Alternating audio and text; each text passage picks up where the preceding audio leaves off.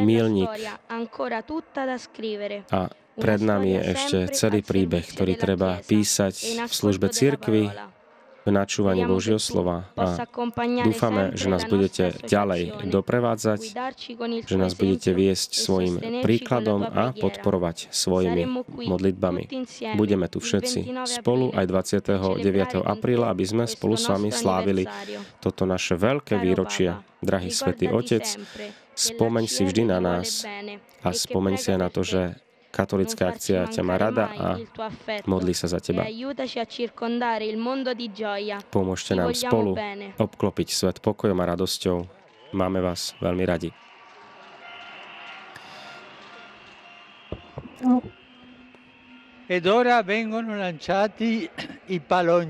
A teraz budú vypustené balóniky, ktoré sú symbolmi pokoja, budú vypustené do nebies. Práve to vidíme. Tento symbol pokoja, balóniky rôznej farby.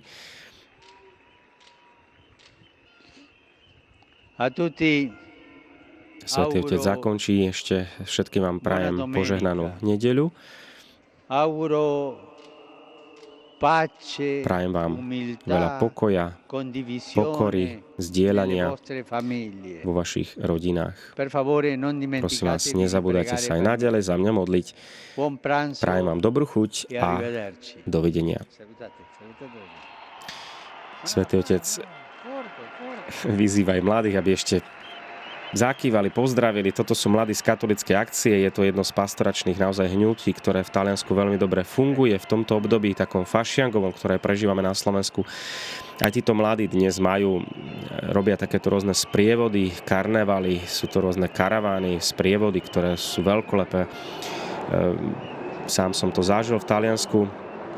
A aj katolícka akcia má mnoho takýchto dobrých vecí, kde sa buduje spoločenstvo, kde sa ľudia zdieľajú spoločne si svoje názory, obohacujú sa svojou bohatstvom svojej osoby, svojimi vlastnosťami, svojimi talentami.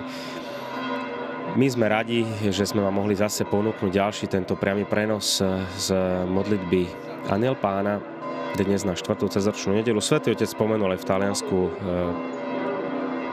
ľudí, ktorí trpia ešte následkami zemetrasenia, ktoré sme videli aj v správach. A je toho viacej v celom svete. Nechajme sa týmto znechutiť. Pán je Boh je našim pánom, ktorý nad nami bdie. Takisto bojujme aj my tam, kde sme na našich pracoviskách, v rodinách. Snažme sa byť tiež týmito budovateľmi pokoja, radosti. Vnášajme ich do našich medziľudských vzťahov.